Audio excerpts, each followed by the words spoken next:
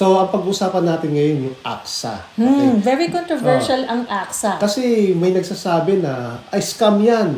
Lugi tayo dyan. Ang dami ko na nilagay na pera dyan. Walang nangyari. Bagsak.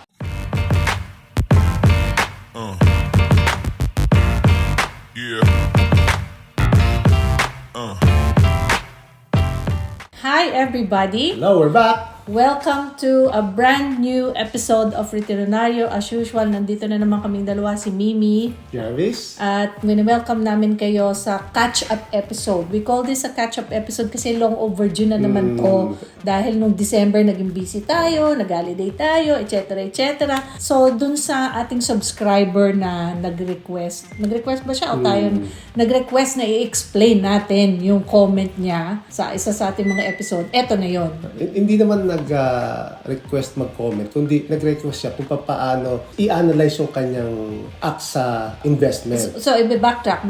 May nag-comment kasi sa ating subscribers sa isang ating episode, ay magandang learning tool na naman to. So, with her consent, pumayag naman siya na i-analyze natin yung kanyang investment. So, ito na naman ay isang case study na real life, hindi tayo nag-iimbento ng mga figures dito at nag-research tayo. So, ano ba tong fund na pag-uusapan natin ngayon? Mamaya na yan.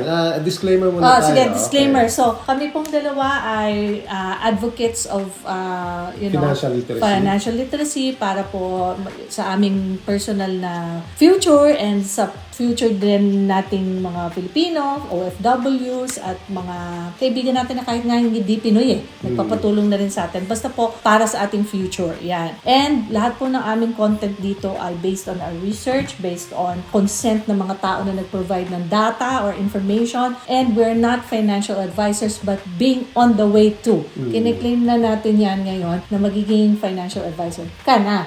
Ikaw mismo. Kasi parang passion mo yan So, make it a little bit more level up. So, ang pag-usapan natin ngayon yung AXA. Okay? Very controversial ang AXA. Kasi may nagsasabi na, ay scam yan. Lugi tayo dyan. Ang dami ko na nilagay na pera dyan. Walang nangyari. At Bagsak. nagkaroon na tayo ng isang episode, parang anniversary episode din yata natin, off-site pa tayo nag-recording about AXA para makakonsentrate talaga tayo sa AXA. Ngayon, kaklaruhin lang natin. AXA ay isang fund manager, kumbaga, na madami silang funds, investment funds na hinahawakan. So, hindi yan AXA as in AXA lang. Hindi porket yung isang fund na hinawakan nila ay bagsak, lahat na ay bagsak. At hindi porket bagsak yung fund na hinahawakan nila, scam na sila. Yun ang gusto natin i-educate din sa ating mga Pilipino. Ang daling kasi mag-comment So, scam yan, peke yan, so ang fake AXA yan. is a legitimate company na malaking kumpanya to sa Pilipinas. But, hindi kami sponsored ng AXA. So, objective, outsiders, POV or point of view lang to. Pero, syempre, since sila ay nagmamanage ng mga funds, meron silang fee na kinukuha doon sa mga...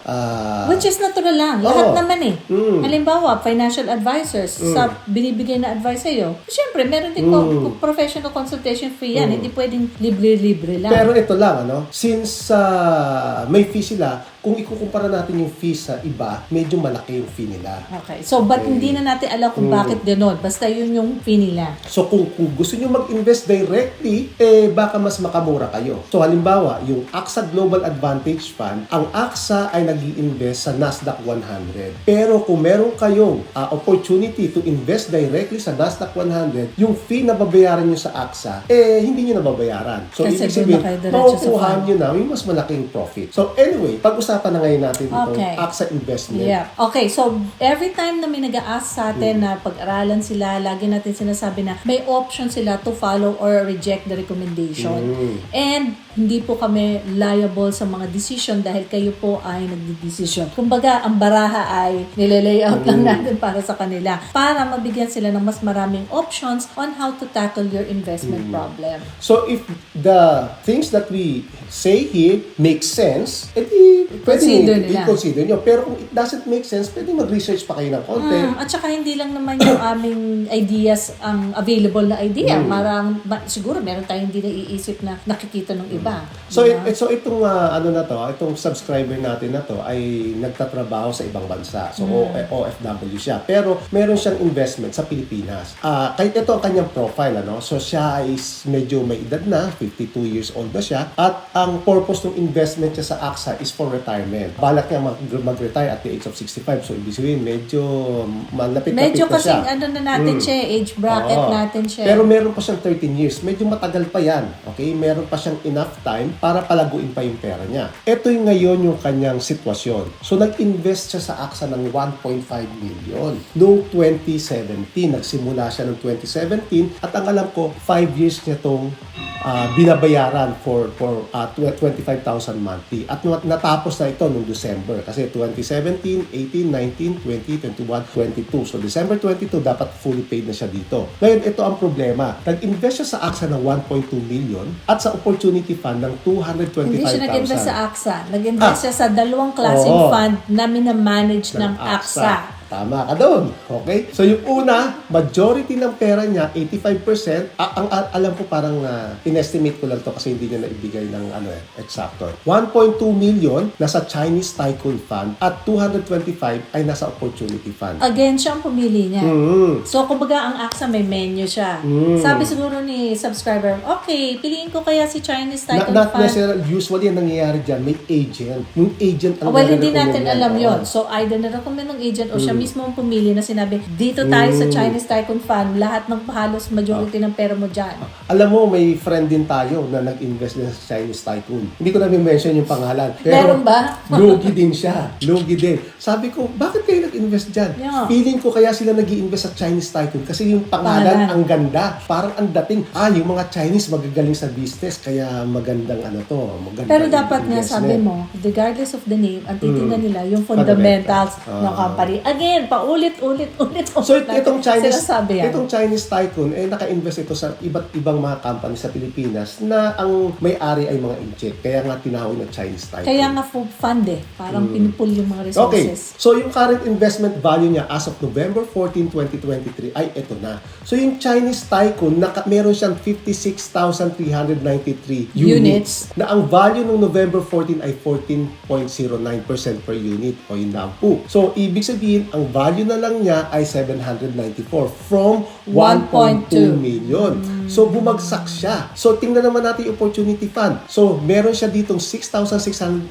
units na ang value noong time na November ay 21.92. So, ang halaga na lang niya noong time na yun ay 144 from 225. Oh, parang nangalahati. Okay. So, kung ito yung kanyang screenshot ng kanyang fund. Screenshot niya yan ni subscriber. Hindi natin yan ni-research. Okay. Provided ni subscriber yan. Ito yung ngayon analysis natin. I-analyze natin yung kanyang investment. Okay?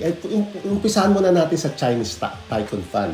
So ako na muna magbabasa. The fund is an actively managed equity portfolio that aims to achieve medium to long-term growth through capital gains and dividends by investing in a management team portfolio reflective of the Chinese-Filipino entrepreneurial spirit through the strategic investment in Philippine companies from different industries. So sinabi mo nga, maraming Chinese Filipino entrepreneurs nag-gather together, nag-invest. Ito na nga yung fund na yun.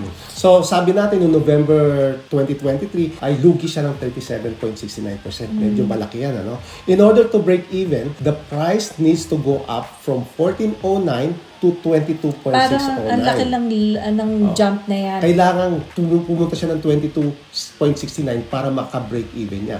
Ngayon, itong problema, base sa history ng fund, it could at least take another 5 years para marating niya yung 22 price. Okay? So, medyo matagal-tagal pa ang kanyang aantayin para ma-break even yan. Based sa graph niya, Pero hindi natin alam kung anong mangyayari sa future. Baka biglang gumanda economy ng ng Pilipinas, hindi natin alam. Gaganda ang galing ng Pilipinas. Okay. So, ito yung graph ng Chinese Tycoon. So, kung mapapansin nyo, tumaas and then bumaba ulit siya. Chinese Tycoon Fund was launched in December 1, 2011, which is now 12 years old. Even though the price has increased 44.27% since inception, kung titingnan yung compound annual growth rate niya is 3.11% lang. Medyo mababa. So, maski na 44.27 years, pero ang tagal naman niya in-increase yun. 12 years niyang in-increase yun.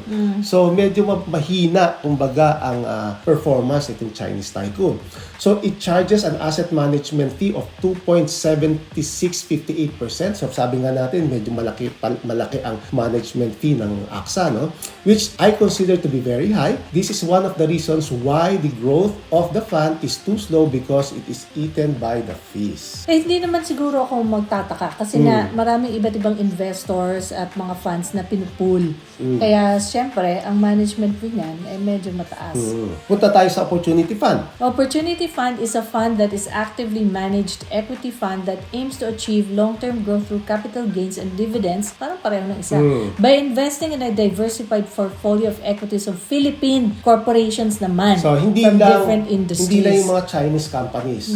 So, ang pagkakaintindi ko dito, majority nito nasa PSEI, yung top 30 companies ng Philippines. So, the investment is down by 35.59% noong November. In order to break even, the price needs to go up from 22.442 to 34.0322. So, based sa history ng fund, it could take at least, again, 5 years para maka-break even. So, kung mapapansin mo yung graph ng Opportunity Fund, nagpa-fluctuate lang. Para pababa ng pababa Okay. pa nga ang pattern. Ano yan? Sayaw na pababa ng pababa. Spaghetti pataas, spaghetti pababa. So, kung titingnan natin, hindi din maganda. Kung titingnan natin yung, tawag niyan, yung CAGR, medyo okay to kumpara sa Chinese Tycoon kasi ang compound Okay, annual growth 5.7. rate is 5.7. Yung isa 4 point something lang.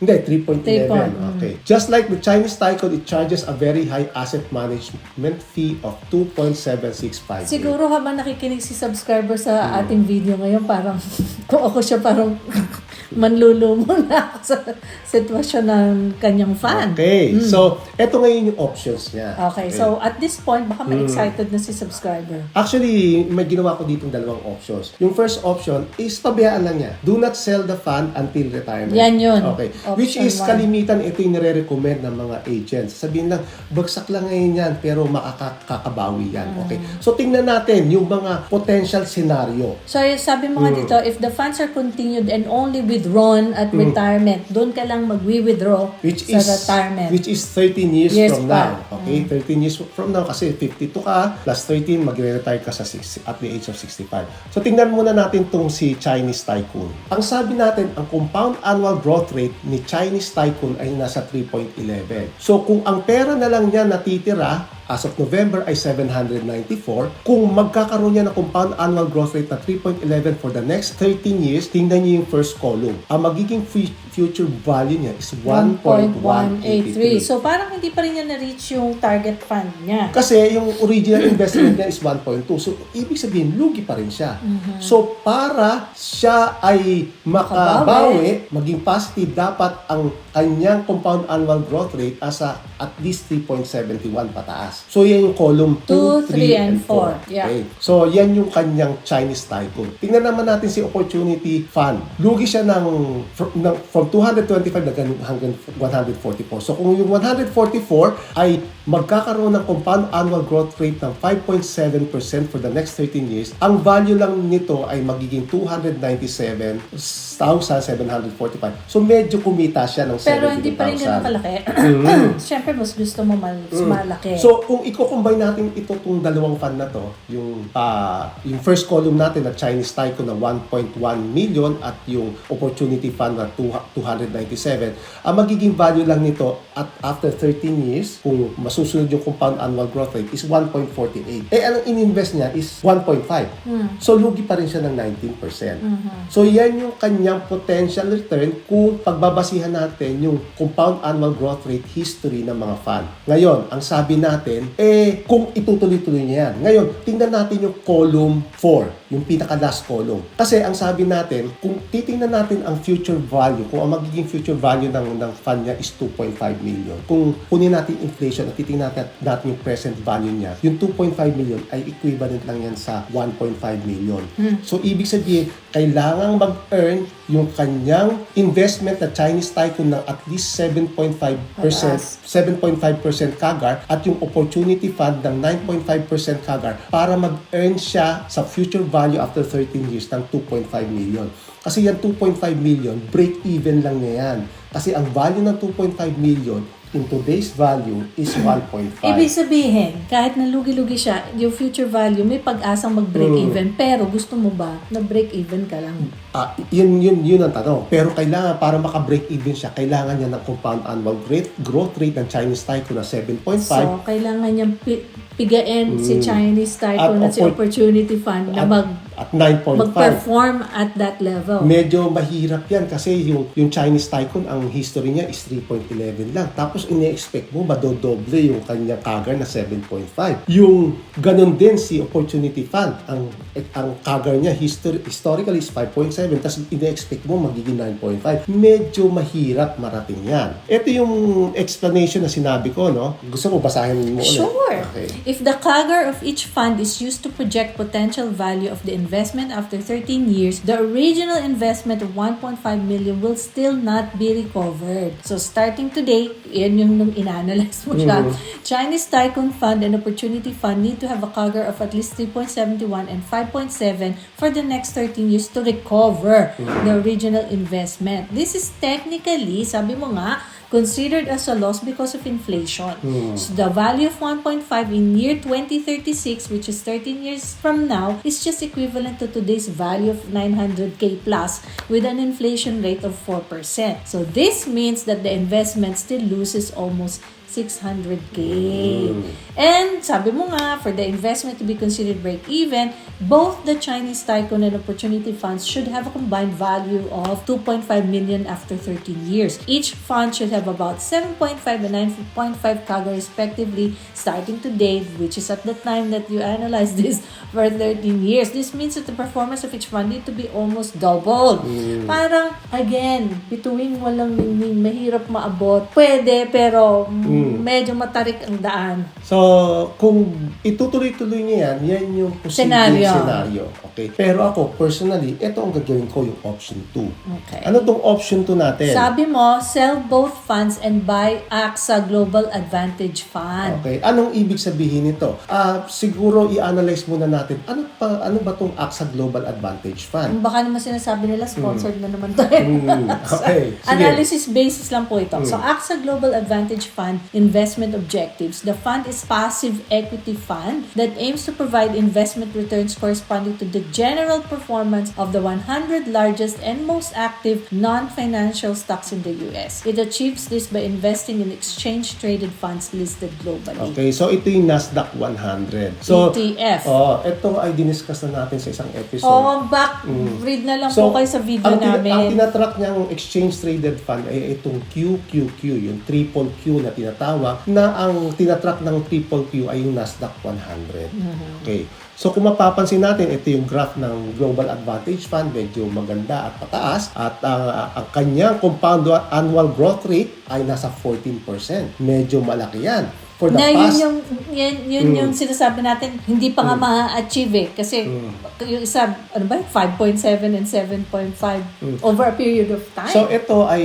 Ito nasa 14 na siya nasa ngayon. 11 years na tong fund na to, itong AXA Global Advantage Fund. But then again, medyo malaki yung fee niya, 2.2364%. Kasi nga within AXA yan yung kalakaran nila. Pero hindi mo na sila sa totoo lang, considering na passive equity fund ito, ibig sabihin wala silang ginagawa, tinatrack lang nila, hindi naman naman sila nagbabuy and sell. Ayan, hindi sila active. Medyo malaki ang 2.2%. Normally, nasa less than 1%. Nasa 0.05% or less than 1%. Then again, sabi ko nga, kung may opportunity kayo mag-invest directly sa Nasdaq 100, do it. Huwag nyo nang padaanin sa AXA. Pero kung wala kayong opportunity at hindi kayo marunong, mag-AXA na lang kayo. Ganun yun eh. May pro and con nun eh. Either you do or you don't. Okay, so tingnan natin itong future value. Okay, look. Sabi mo, potential not guaranteed. Lahat ng Okay. ating ina-analyze, potential not guaranteed. So, ang sabi natin dito, yung target fund niya is 1.5. Okay? Kasi ito yung in-invest niya.